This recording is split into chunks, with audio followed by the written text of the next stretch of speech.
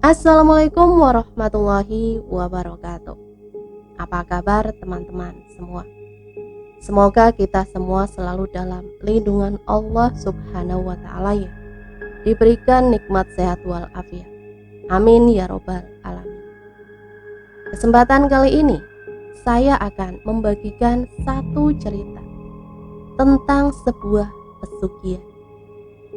Cerita tentang pengalaman seorang pemuda yang bekerja di sebuah warung bakso dengan pesugihan uang hutang. Seperti apa ceritanya?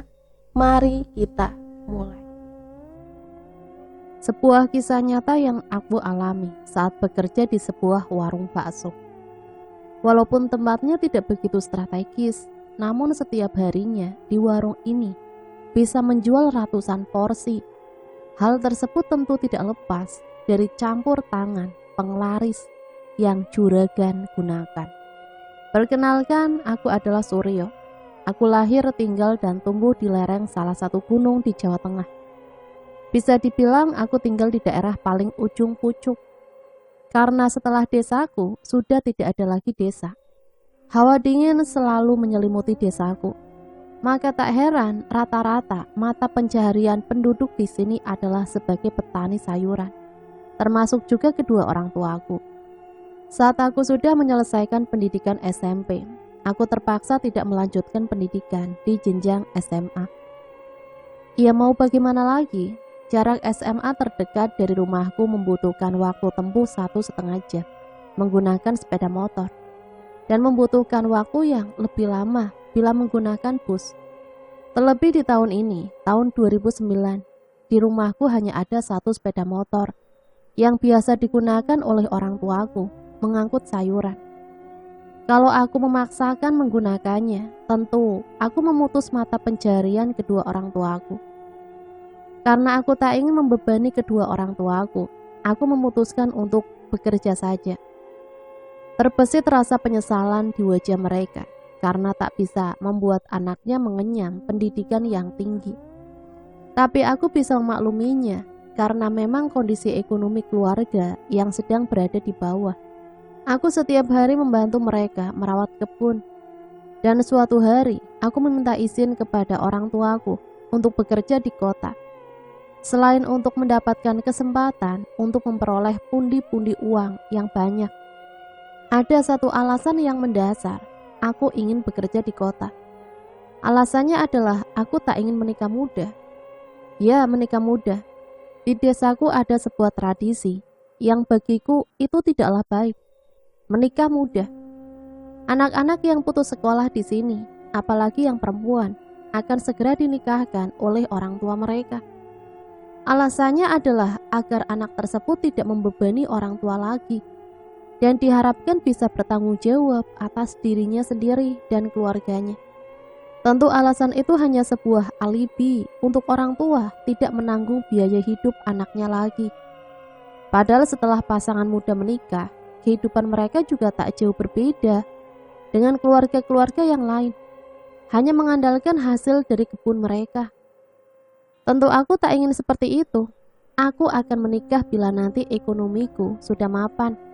Apalagi aku bercita-cita untuk memperbaiki rumah orang tuaku. Syukur-syukur bisa membangunkan rumah yang kokoh bagi mereka. Pak, Bu, Mas izin pergi ke kota ya. Mas mau cari kerja di sana, ucapku pada orang tuaku saat kami mengikat sayur mayur. Mau kerja apa? Tanya ayahku. Ya nanti Mas cari biar Mas bisa nabung dan beli ini itu. Ya udah besok ke sana sama bapak, ucap ayahku seraya mengangkat kembang kol. Keesokan paginya, aku dan ayahku pergi ke kota untuk mengendarai sepeda motor.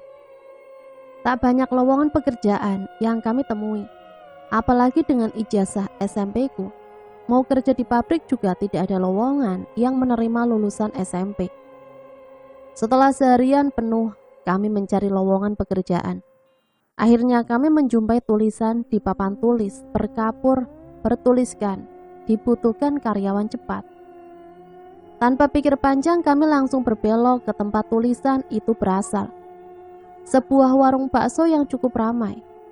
Aku dengan perasaan segan masuk ke dalam dan bertanya pada salah satu pegawainya. "Permisi mas, apa benar di sini ada lowongan?" Tanyaku pada badan yang sedikit menunduk. "Oh iya mas, ada. Sebentar saya panggilkan juraganya," jawabnya seraya meninggalkan botol yang akan diisi dengan saus. Tak berapa lama karyawan tersebut memanggilku dan menyuruhku untuk bertemu langsung dengan juragan tempat itu. Ia berada di lesehan dan membaur dengan pengunjung yang lain.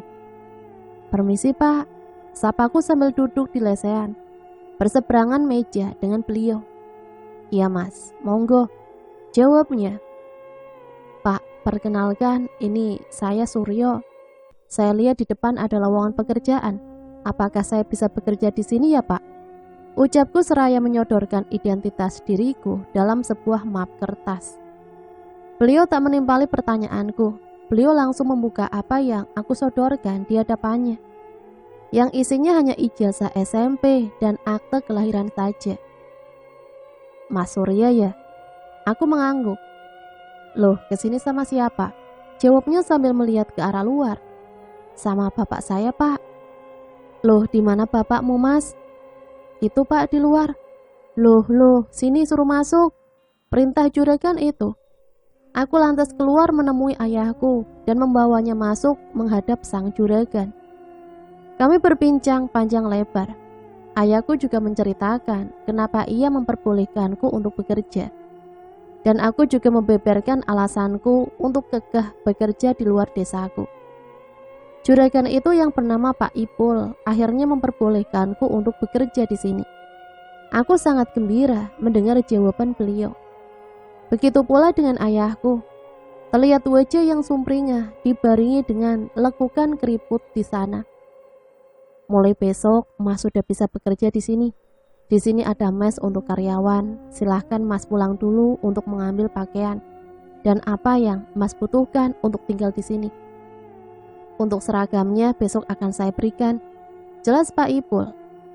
Kami lantas berpamitan pulang. Namun sebelum itu Pak Ipul menyuruh karyawannya membawakan 2 porsi bakso dan 2 es teh. Beliau menyuruh kami berdua untuk menikmatinya sebelum kami pulang. Sebenarnya kami ingin menolak tawaran itu, namun Pak Ipul mengancam kami. "Kalau nggak dimakan, besok nggak boleh bekerja di sini," ujarnya. Dengan perasaan yang tidak enak, kami menikmati hidangan tersebut. Memang aku akui bakso ini sangat enak. Setelah selesai, ayahku pergi ke kasir untuk membayar hidangan tersebut, namun ditolak. Setelahnya kami pulang dan menceritakan kepada ibu dan adikku bahwa mulai besok aku akan bekerja di rumah makan itu. Di keesokan harinya, aku kembali ke sana dan mulai bekerja di sana. Aku bekerja di warung itu kurang lebih 1 tahun. Aku pertama bekerja hanya bermodal nekat. Lambat laun mengerti akan dunia perbaksoan. Mulai dari giling daging sapi, menyiapkan bumbu, nyotot bakso, hingga menyajikannya sudah aku kuasai. Namun semakin lama semakin sepi saja ini warung. Bahkan pernah 1 hari, warung ini hanya menjual 20 porsi bakso saja.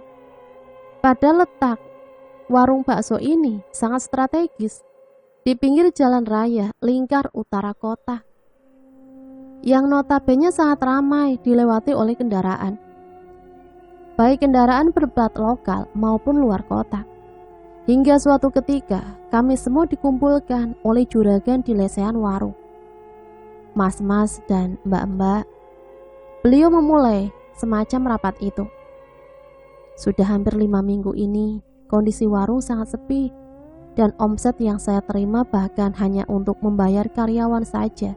Saya harus nomboki dari uang pribadi saya.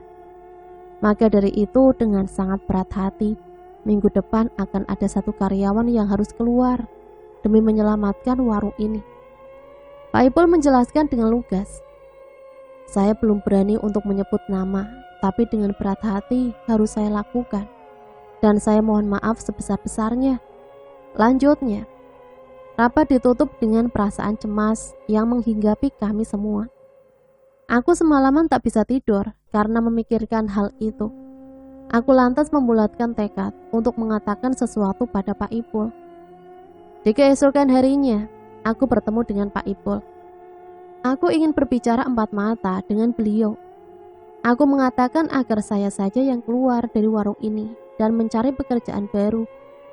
Tentu keinginan saya ini sedikit mendapat penolakan dari beliau, karena nama yang ia kantongi bukan namaku yang akan beliau keluarkan. Aku menjelaskan pada beliau, biar saya saja yang keluar. Saya masih bujang, masih banyak kesempatan bekerja di luar sana. Sedangkan rekan-rekan kerjaku sudah berkeluarga semua. Pak Ipul dengan berat hati merelakanku untuk pergi. 3 hari setelahnya, aku berpamitan dengan Pak Ipul dan semua rekan kerjaku. Tangisan sedih mengiringi kepergianku dengan membawa tas berisi pakaian dan mengendarai motor Supra yang aku beli dari gaji di sini. Aku memutari kota untuk mencari lowongan pekerjaan. Sampai akhirnya mataku tertuju di sebuah minibus yang masuk ke sebuah jalan kampung dengan plang bertuliskan bakso Pak J. 15-20 meter. Aku yang penasaran mengikuti minibus itu dan mendapati sebuah warung bakso yang sangat ramai. Bahkan bau jalan kira-kira sepanjang 500 meter penuh dengan mobil-mobil. Gile, rame bener, ucapku dalam hati. Aku dengan sengaja jajan bakso di warung itu, namun sialnya tak ada tempat duduk bagiku. Aku harus menunggu beberapa saat hingga ada pembeli yang menyudahi makannya. Kulihat warung ini cukup sederhana, kecil namun memanjang ke dalam. Di samping warung ini juga ada rumah, mungkin ini rumah pemilik warung bakso ini. Di tengah-tengah antara warung dan rumah digunakan untuk segala keperluan warung. Mulai dari mangkok, gelas, jumbo teh, dan sebagainya ada di sana. Tak berapa lama akhirnya ada tempat duduk yang kosong. Aku duduk di sana dan memesan 1 porsi bakso. Saat aku memakannya, tak ada yang spesial dari bakso ini. Mirip dengan bakso yang dijual oleh Pak Ipul. Saat akan membayar makanan di kasir, aku bertanya pada kasir, apakah di sini ada lowongan pekerjaan? Mas ada pengalaman jualan bakso? Tanya pria itu. Ada Pak, saya pernah bekerja di bakso selama 1 tahun. Kerja bagian apa Mas? Tanya lelaki yang sedang menggunakan centong untuk mengambil bakso dan kuahnya dari dalam dandang. Saya bisa nyotot Pak, di minuman juga bisa, bersih-bersih juga bisa, bagian pelayan juga bisa. Jelasku pada lelaki itu. Ya udah, tunggu sebentar ya, nanti kalau sudah sepi atau sudah habis kita bincang-bincang lagi. Duduk di sana aja. Tunjuknya ke arah kursi kayu. Aku menunggu sampai pukul 4 sore, dan yang lebih hebat lagi, bakso terjual habis, dan bahkan sempat menolak pengunjung karena sudah habis. Berbanding terbalik dengan keadaan warung Pak Ipul yang sangat sepi. Setelah selesai semuanya, seorang lelaki yang bernama Pak Gogon menghampiriku dan berbincang-bincang denganku. Ia merupakan pemilik warung ini, dan seorang perempuan juga menghampiriku sedang duduk di samping Pak Gogon. Ia adalah Bu Lastri, istri dari Pak Gogon. Pasangan yang masih muda namun sudah memiliki usaha bakso yang sangat laris. Aku lantas menceritakan semuanya. Awal aku bekerja di warung bakso Pak Ipul, hingga kedatanganku kemari. Mereka mengangguk tanda mengerti akan latar belakangku. Kalau mau ya besok kerja di sini. Kebetulan ini warung sedang ramai-ramainya, jadi butuh karyawan. Nanti Mas Suryo kerjanya serabutan aja, bantu yang sedang repot. Tapi khusus untuk bagian persiapan dan penyajian bakso, biar saya dan istri saya yang pegang. Mas yang antar aja ke pengunjung, nanti takutnya kalau orang lain yang pegang bakso, cita rasanya jadi berkurang. Jelas Pak Gogon. Aku sedikit heran karena tak diperbolehkan untuk menyentuh area bakso. Tapi aku tampil pusing, yang penting aku dapat pekerjaan baru. Oh ya Pak, di sini ada mesnya enggak ya? Tanya aku. Waduh, enggak ada itu Mas, tapi di sana. Sambil menunjuk arah utara. Ada kos-kosan yang murah, jawab Pak Gogon. Oh iya Pak, sama bayarannya gimana ya Pak? Oh tenang, di sini kerjanya harian mas. Kalau dagangannya habis saya kasih mas upah 100.000. Tapi kalau nggak habis saya kasih 80.000. Jelas beliau. Tentu itu mengejutkan.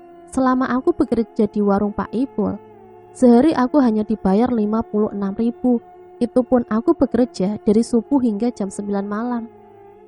Aku menyetujui tawaran beliau dan lekas mencari kos yang Pak Gugun maksud. Setelah mendapatkan kamar kos, aku lantas beristirahat guna mempersiapkan diri untuk bekerja besok. Hari pertama aku bekerja, aku mulai bisa beradaptasi dengan lingkungan pekerjaan. Namun yang membuat aku bingung adalah dapurnya. Dapur tempat membuat bakso dan kuahnya berada di bagian belakang dan tertutup rapat. Di depan pintunya tertulis, selain Gogon dan Lastri, tidak ada yang boleh masuk. Tentu itu membuat aku bertanya-tanya dalam hati. Kenapa nggak boleh masuk? Lagian bakso kan hanya itu-itu saja, gumamku dalam hati. Terlebih lagi area penyajian bakso yang berada di depan itu cukup terisolasi. Dan hanya Pak Gogon dan Bu Lastri saja yang boleh membuatnya. Sedangkan kami, para karyawan, hanya boleh mengantarkan mangkok bakso ke pelanggan. Tentu itu membuat hatiku bertanya-tanya. Tapi aku tak berani mencari tahu karena aku sadar akan posisiku sebagai anak baru. Ya mau bagaimana lagi? Anak baru tak boleh sembrono dengan juragan. Ia bisa kapan saja memecatku jika aku macam-macam. Kesan pertama di hari pertama, aku bekerja adalah kegilaan. Bagaimana tidak? Warung yang begitu ramai didatangi pengunjung seakan tak memberi kesempatan pada kakiku untuk beristirahat. Mondar-mandir menyajikan apa yang pengunjung inginkan. Dan satu lagi yang membuatku semakin kaget dengan warung ini. Dalam satu hari, warung ini bisa menjual 45 kilo gilingan bakso.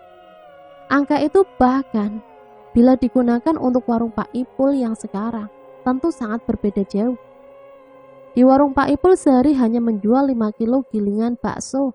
Itu pun masih ada sisanya.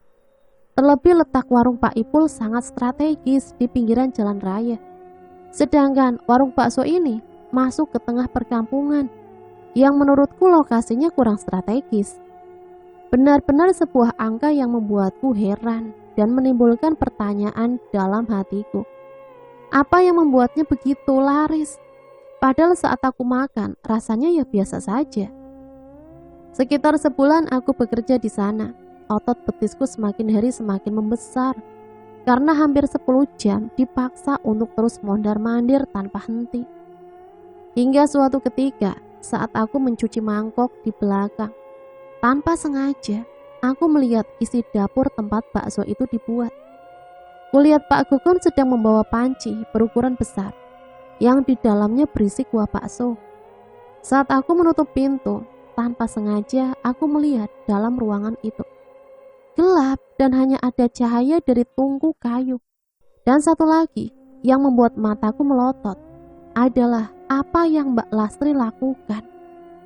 Kulihat Mbak Lastri mengangkat sesuatu dari dalam panci yang berukuran besar, kemudian memerasnya dan ia sampirkan di pundaknya. Saat Pak Gugun mengetahui aku tengah melihat isi ruangan itu, ia lantas segera menutupnya dan memandang ke arahku. Aku yang tak enak kemudian langsung berfokus kepada mangkok-mangkok kotor dan spons yang aku genggam. Tak enak hati rasanya melihat ke arah tempat yang dilarang oleh pemilik tempat ini. Namun hati kecilku berkata bahwa ada yang tidak beres dengan warung bakso ini. Hari ini dagangan begitu laris hingga tutup lebih awal. Karena aku besok jatah libur, aku akan membawakan beberapa porsi bakso untuk keluargaku. Singkat cerita, setelah menyelesaikan pekerjaanku dan berkemas, aku segera pulang. Sesamanya di rumah, aku menyerahkan beberapa bungkus porsi bakso kepada keluargaku. Tentu mereka langsung menyantapnya. Di tengah keasikan mereka menyantap bakso. "Leh, kok semakin lama rasanya semakin hambar ya? Padahal tadi enak loh," ucap ayahku. "Iya itu pak, punyaku juga nggak ada rasanya sama sekali. kayak minum air putih, timpal adikku. Aku kemudian menyicipinya. Tak kusangka, kuah bakso yang terlihat menggiurkan ini benar-benar tak berasa sama sekali. Padahal aku melihat ada bagian-bagian dari bawang putih yang berenang dalam kuah ini. Oh, mungkin ini udah dingin kali, makanya gak enak. Dimakan baksonya aja, ujarku untuk mengalihkan mereka. Di hari libur itu aku menghabiskan waktu untuk membantu pekerjaan kedua orang tuaku dan beristirahat untuk memulihkan tenaga guna bekerja esok hari. Setelah berlibur keesokan harinya, aku kembali bekerja seperti biasa. Namun ada yang aneh saat ini.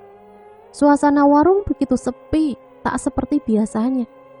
Selama aku bekerja di sini, saat ini adalah kondisi tersepinya. Bahkan sejak pagi, warung ini hanya menjual 35 porsi saja. Terlebih ini adalah jam makan siang. Biasanya akan ada banyak pengunjung yang datang. Oh, mungkin ini kan udah tanggal tua, apa pada hemat kali ya? Celutuku saat para karyawan duduk di bangku panjang sedang menunggu tamu yang datang. Hus, bisik Pak Sukir, rekan kerjaku kepadaku. Loh, emang kenapa Pak? Jawabku padanya sambil berbisik juga. Shh, nanti aja. Balasnya juga berbisik. Dan di hari itu warung ini buka sampai pukul 8 malam. Dan setelah pengunjung terakhir datang pukul 2 siang. Sampai saat ini tak ada pengunjung lagi. Padahal cukup banyak orang yang lalu lalang di jalan depan warung. Namun mereka seakan tak melihat keberadaan warung ini.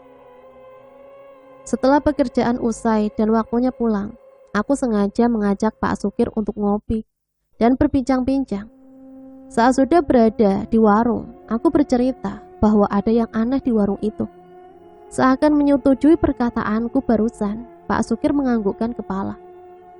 Kita harus siap-siap cari kerja lain, Le, ucap Pak Sukir yang mengagetkanku. Loh, kenapa Pak? Tanyaku spontan, kaget mendengar pernyataan beliau.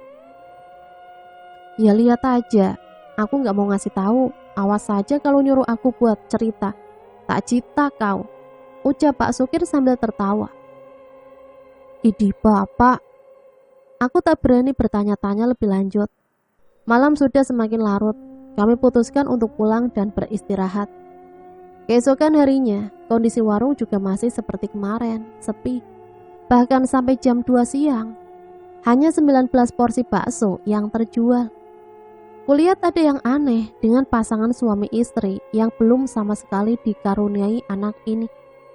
Mbak Lastri, ia nampak tak enak badan dengan muka pucatnya. Namun ia paksakan untuk terus berada di area bakso depan.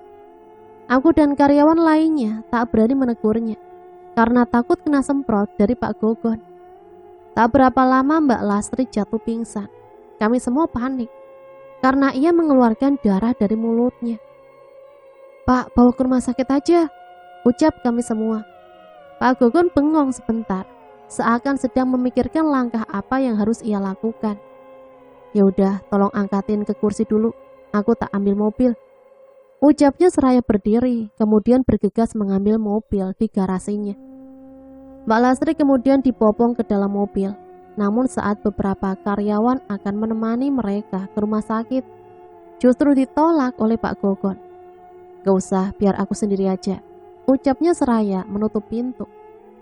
Mobil mulai berjalan meninggalkan jejak bannya di pelataran yang biasa digunakan untuk parkir kendaraan pengunjung. Namun saat ku amati lebih lanjut, mobil itu tidak mengarah ke arah rumah sakit. Mobil itu malah belok kanan. Padahal arah rumah sakit terdekat di sini mengarah ke kiri. Kok nganan? Ucapku. Kami semua kebingungan karena karyawan-karyawan lama di sini tidak punya pengalaman sama sekali dalam mengolah bakso, dan hanya aku saja yang bisa. Yuk, pegang bakso yuk, ucap Pak Hendra. Loh, emang gak ada yang bisa ya? Tanya aku. Semuanya kompak mengangguk. Aku sebenarnya agak sedikit tak enak karena semua hal berbau pembuat bakso adalah area terlarang bagi kami, dan hanya Pak Gogon dan Mbak Lastri saja yang boleh memegangnya. Suasana warung masih saja sepi. saat kulihat tutup dandang bakso yang sedikit terungkap. Itu berarti uap di dalamnya sudah penuh dan butiran bakso harus disirami lagi dengan kuah agar tidak kering. Saat kubuka tutup itu dan mulai mengambil kuah dengan centok, ada sesuatu yang kuangkat, sesuatu yang membuatku sangat jijik dan tidak menyangka benda itu berada di dalam dandang bakso ini. Aku mengangkat sesuatu yang biasa perempuan gunakan, yaitu bra.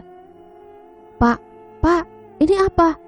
teriakku yang kaget, yang menggugah rasa penasaran karyawan yang lain. Mereka lantas beranjak dari duduk mereka, karena memang warung ini sama sekali tak ada pengunjungnya.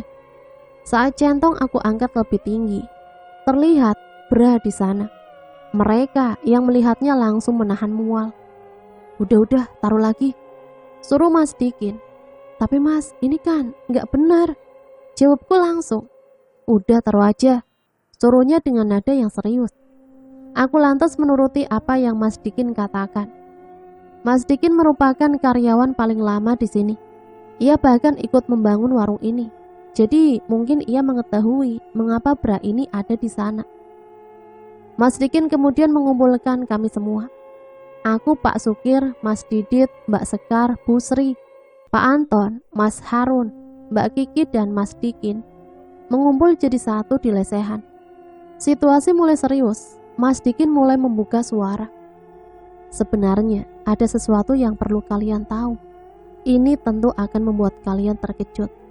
Tapi demi kebaikan kita bersama, maka mau tak mau aku akan membeberkan sesuatu," kata Mas Dikin yang membuat kami semua menegang. "Kalian lihat itu," tunjuk Mas Dikin ke arah dapur. "Itu daerah terlarang di sini. Tak ada seorang pun yang boleh masuk kecuali mereka, Pak Gogon dan Mbak Lastri. Dari awal aku ikut membangun warung ini, jadi aku tahu apa yang ada di atas dan di bawah ini," ucap Mas Dikin yang semakin menggugah rasa penasaran kami semua. "Kalau kalian lihat, tidak ada karyawan di sini yang merupakan warga sekitar kan? Semuanya berasal dari luar desa. Kalian gak curiga?" Kami saling pandang dan seakan membenarkan ucapan Mas Dikin. Memang kami semua berasal dari luar kampung ini. Terus sama satu lagi, kalian pernah lihat gak warga sekitar yang jajan di warung ini? "Apa ada pernah kalian lihat?" tanya Mas Dikin pada kami semua. Kami semua menggeleng, karena memang selama ini aku kerja di sini dan bertempat tinggal di kos seberang. Tak pernah sekalipun tetangga-tetanggaku yang makan di sini. Nggak ada kan? Ya karena mereka semua tahu ada yang tidak beres aja di sini. Mereka memilih diam aja daripada ribet berurusan dengan peliharaan Pak Gogon. "Sama kalian nggak penasaran apa sama keluarga ini? Kenapa mereka nggak punya anak?" ujar Mas Dikin. Kami menggeleng tak tahu apa yang mesti kami jawab. Sebenarnya mereka punya anak, tapi anak mereka tumbalkan. Kami semua terkejut seakan tak percaya akan apa yang kami dengar.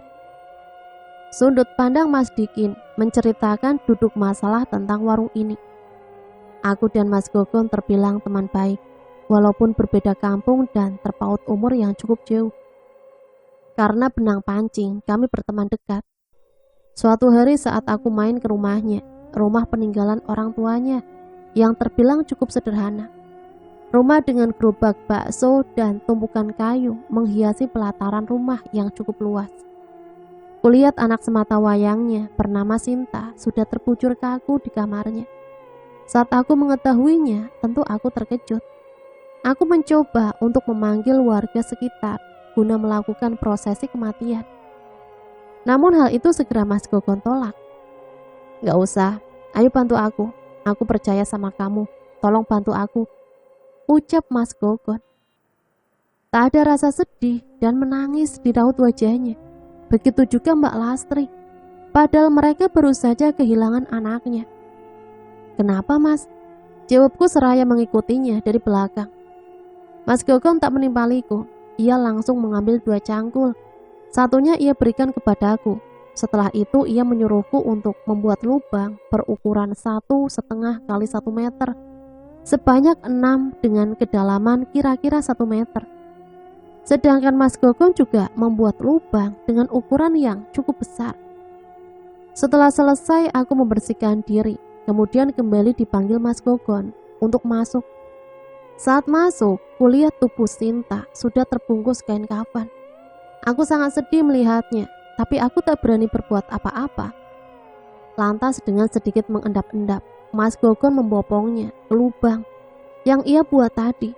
Ia meletakkan jasad anaknya di sana. Bukannya diuruk dengan tanah kembali. Justru Mbak Lastri membuang beberapa dalaman wanita ke lubang itu. Aku yang melihatnya tentu terkejut. "Mbak, apa-apaan ini?" ucapku terkejut. "Shh, diam aja," ucap Mas Gogon. Sebenarnya aku ingin sekali memanggil warga sekitar, namun kakiku seakan tak sinkron dengan otakku. Aku seperti terperangkap di lingkungan rumah ini. Setelahnya, Mas Gogon kembali menguruk tanah di lubang itu hingga rata. Setelahnya aku disuruh masuk rumah oleh Mas Gogon. Setelah menunggu beberapa saat, Mbak Lastri keluar dari kamarnya dan memberikanku segepok uang yang banyak. Uang yang sangat banyak, sampai mataku terbelalak melihatnya. "Ini uang buat kamu karena sudah membantuku. Dan satu lagi, aku ingin kamu kerja di sini. Kamu orang yang aku percaya. Mulai minggu depan aku akan membuat warung bakso di pelataran rumah ini. Dan kalau kamu mau boleh ikut membantunya. Tapi aku ingin kamu kerja di warungku. Sebagai orang kepercayaanku, aku akan gaji kamu 2 kali lipat dari karyawan yang lain." Jelas Mas Gogon yang tanpa pikir panjang langsung aku iakan. Ya mau gimana lagi, kondisi ekonomi keluargaku juga sedang terpuruk. Apalagi pasangan suami istri di depanku memberikanku uang 35 juta rupiah. Pekerjaan membangun warung pun dimulai. Sekitar 4 minggu akhirnya warung bakso Mas Gogon berdiri. Tak butuh waktu lama untuk warung ini ramai. Tiap hari semakin banyak pengunjung yang datang, bahkan sampai dari luar kota. Kita kembali ke cerita awal. Kami yang mendengarkan cerita dari Mas Dikin bergidik ngeri. Tiba-tiba saat Mas Dikin akan melanjutkan ceritanya, aku melihat ada sesuatu yang mengintip dari balik daun pintu. Aku melihat pocong tengah mengintip. Aku seketika langsung kaget dan memundurkan badanku. Apa yang aku lakukan sontak membuat para karyawan yang lain juga terkejut. Pocong, ucapku sambil menunjuk ke arah pocong itu. Mata para karyawan lantas tertuju pada apa yang jari telunjukku tunjuk. Mereka juga memundurkan tubuhnya, tanda ketakutan. Pocong itu masih di sana. Perlahan pocong itu bergerak dan menghilang. Kami semua yang takut namun penasaran mencoba mengendap-endap ke arah pintu. Setelah kami lihat, ternyata pocong itu sudah tidak ada. Namun kami melihat pintu dapur terbuka. Ruangan dapur yang sama sekali belum terjamah oleh para karyawan di sini. Bahkan Mas Dikin sekalipun. Ruangan di mana bakso dan kuahnya dimasak, menghasilkan rasa bakso yang menarik para perut lapar. Kami saling berpandangan dan sebuah celetuk terdengar.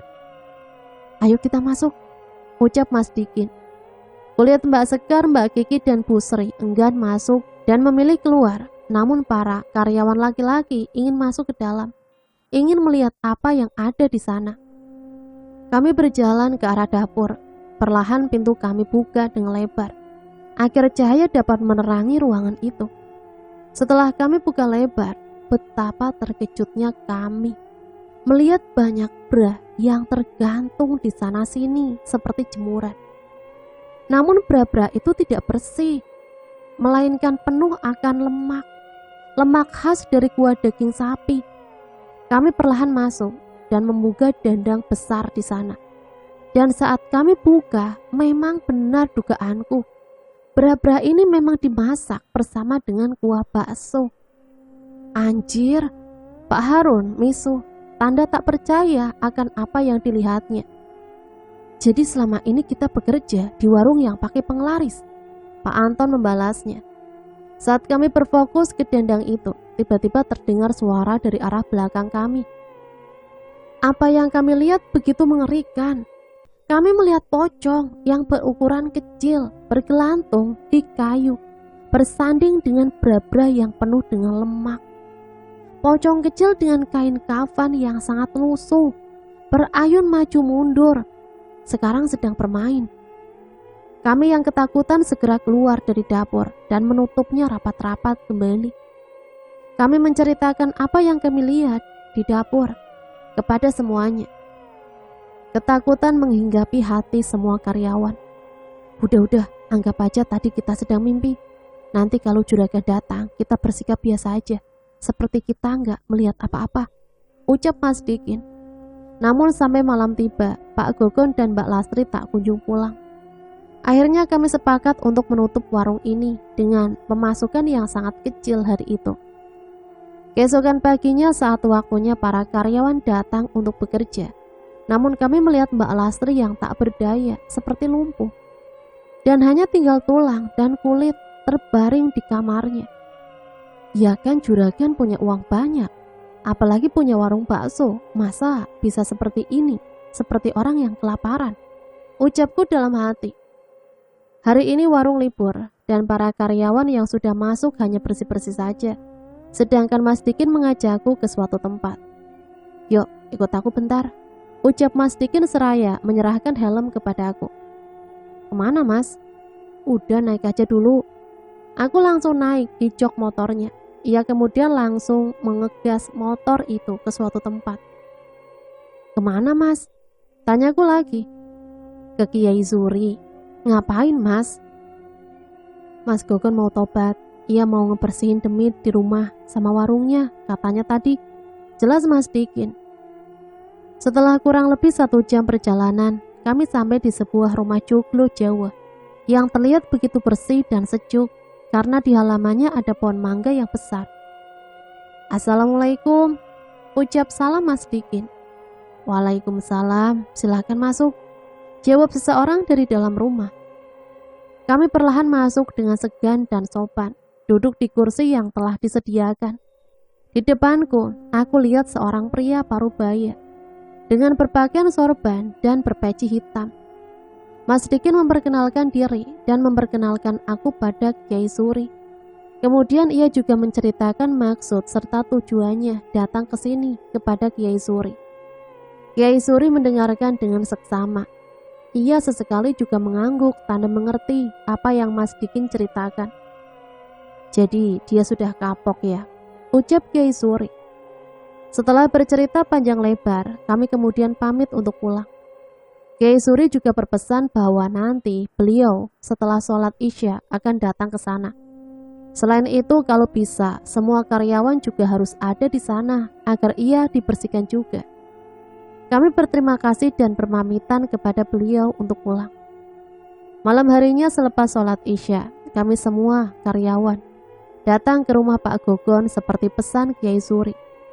Kira-kira jam 8:30 malam, beliau datang dengan beberapa orang.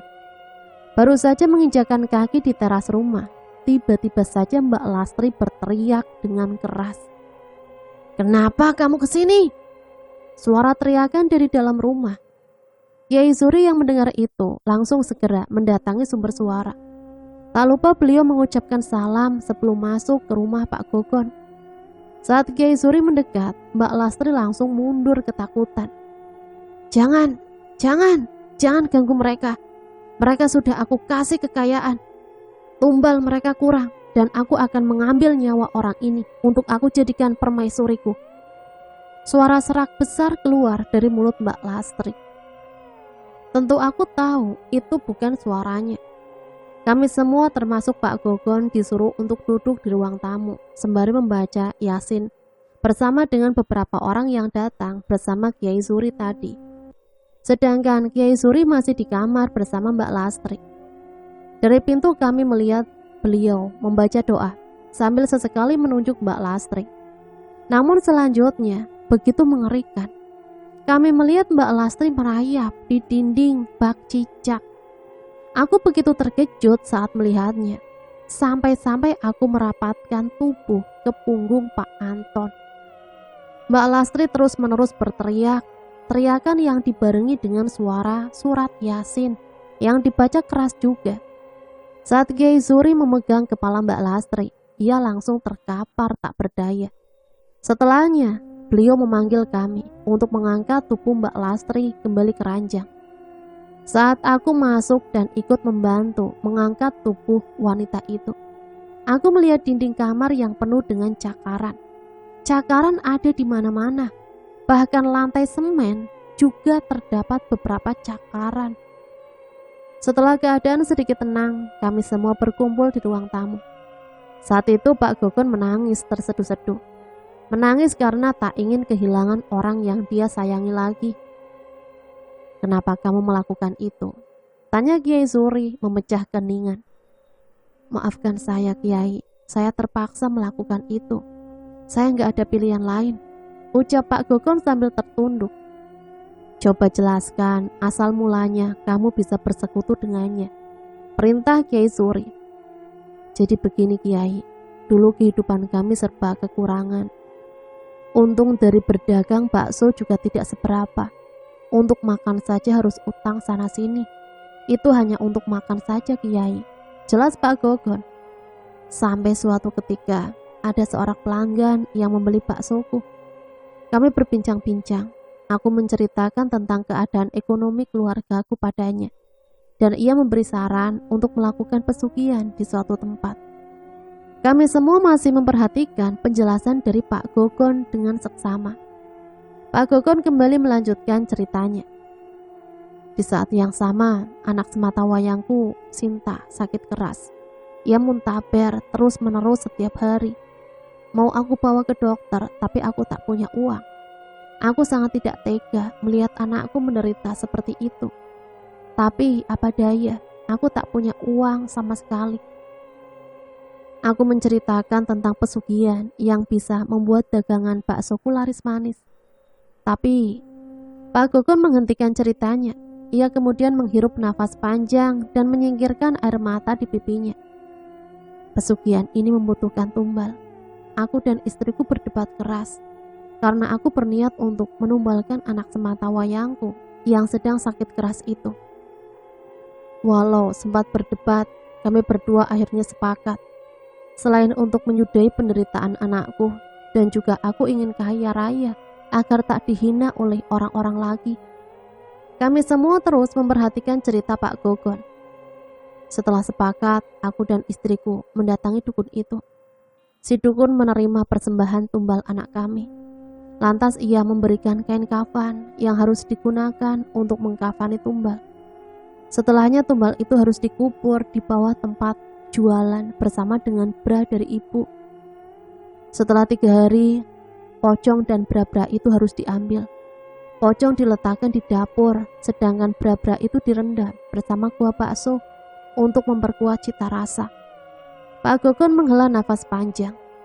Semakin hari semakin laris manis dagangan saya. Namun genderuwo itu meminta tumbal lagi. Kami tak mengindahkan permintaannya. Sampai kemarin istriku ditunggangi olehnya. Ia suka dengan istriku. Ia ingin aku menumbalkannya, tutur Pak Gogon dengan tangisan yang tertahan. Kiai Zuri mengangguk tanda mengerti duduk masalahnya. Kiai Zuri kemudian berucap, "Mau bagaimanapun alasannya, bersekutu dengan jin itu tidaklah benar. Memang pada awalnya akan terlihat manis, namun lama-kelamaan akan menjadi petaka. Karena jin itu penuh dengan tipu dan muslihat. Selain itu, untuk sekarang istrimu baik-baik saja.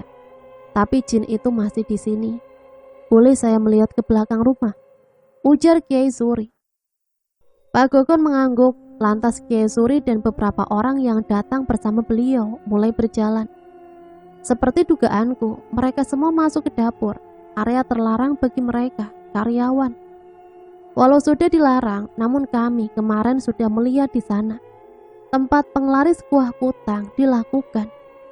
Saat Kiai masuk, kutang-kutang yang bergelantungan mulai berayun. Padahal tak ada angin yang berhembus. Kiai Zuri mulai mengamati sekitar dengan membaca doa seraya telapak tangannya diarahkan ke berbagai arah.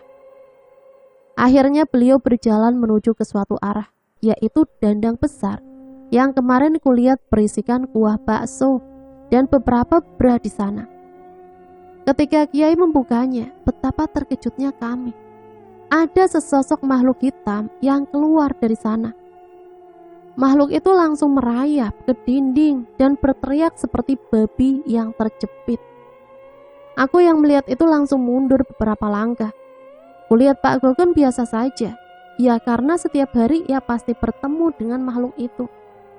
Tubuh yang mendidih dan mengeluarkan cairan-cairan yang muncrat ke berbagai arah.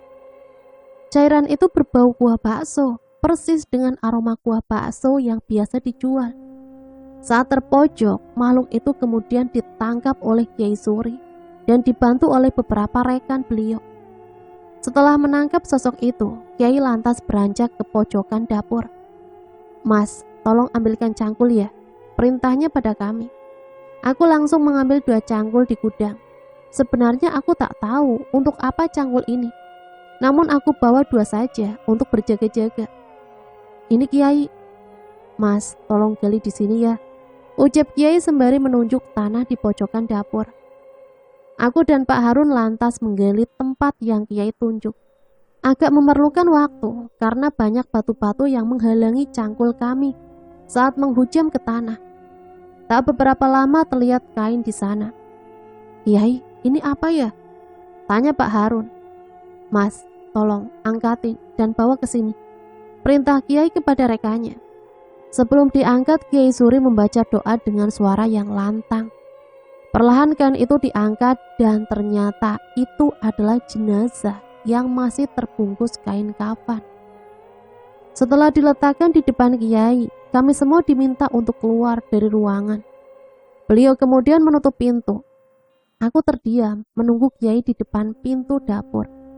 Sedangkan yang lain ada yang menemani Mbak Lastri yang masih terkapar tak berdaya.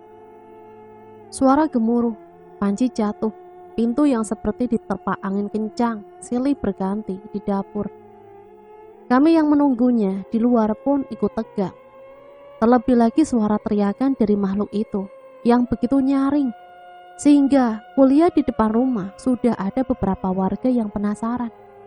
Kami semua menunggu di sini, bulu kuduku merinding karena mendengar suara-suara itu. Tak berselang lama suaranya menjadi hening, tak ku dengar suara dari arah dapur. Tiba-tiba pintu dapur terbuka. Kiai Suri keluar dengan membopong pocong berukuran kecil. Mas, tolong buatkan lubang di halaman depan ya, sama belikan bunga setaman," perintah beliau sembari meletakkan pocong itu di sebuah kursi panjang. Aku dan Pak Harun langsung membuat lubang seperti perintahnya. Aku berpikiran mungkin itu untuk menguburkan pocong itu, sedangkan Mas Dikin pergi membeli kembang setaman. Setelah lubang selesai dan Mas Dikin sudah kembali, Pak Gogon membopong pocong itu dan memberikannya kepadaku dan Pak Harun yang masih berada di dalam lubang galian tadi. Ternyata pocong itu adalah jenazah dari mendiang anak Pak Gogon, Sinta. Aku dan Pak Harun meletakkan jenazah itu di liang lahat. Pocong itu aku taksir beratnya hanya 2 kilo saja, sangat ringan. Setelahnya kami menguruk tanah dan menaburinya dengan bunga setaman. Aku dan Pak Harun kemudian membersihkan diri. Ku dengar Kiai Suri dan beberapa rekannya berdoa di ruang tamu. Mungkin sekitar pukul 12 malam, kegiatan mereka sudah selesai dan mereka berpamitan untuk pulang. Kami semua pun juga berpamitan untuk pulang. Namun sebelum itu Kiai Suri berpesan bahwa sebaiknya warung dan dapur dibongkar hingga pondasinya juga dibongkar. Tentu pesan dari beliau dengan mudahnya dituruti oleh Pak Gogon, karena ia tak mau kehilangan orang tersayangnya lagi. Keesokan paginya, aku berangkat seperti biasanya. Dan benar saja, perintah Kiai Suri langsung dituruti oleh Pak Gogon. Para karyawan dikumpulkan dan Pak Gogon berkata, "Maafkan saya teman-teman semua, karena sudah mempekerjakan kalian di tempat saya yang hina ini. Terima kasih juga karena semalam membantu masalah saya. Mungkin ini adalah pekerjaan terakhir kalian, membongkar tempat hina ini," ucap Pak Gogon dengan menundukkan kepalanya. Kami semua memaafkannya. Walaupun warung ini bersumber dari penglaris, namun berkat beliau, aku bisa menabung cukup banyak. Kerja di sini sebulan sama saja pendapatannya saat aku bekerja 4 bulan di warung Pak Ipul. Terlepas dari itu uang haram atau halal, itu adalah urusan Tuhan. Kami lantas mulai membongkar warung itu sampai ke pondasinya. Tak ada warga sekitar yang membantu, mendekat pun tidak. Ya mungkin karena warung ini warung penglaris. Seharian kami membongkarnya, baik warung dan dapur kami bongkar. Tidak ada yang berdiri sama sekali. Di hari berikutnya kami melanjutkan pembongkaran pondasi dan membersihkan puing-puing. Tapi untungnya ada masyarakat yang mau menampung puing-puing rumah. Katanya untuk uruk tanah di rumahnya yang berada di pinggiran jurang. Setelah semuanya selesai, Pak Gogon mengumpulkan kami semua.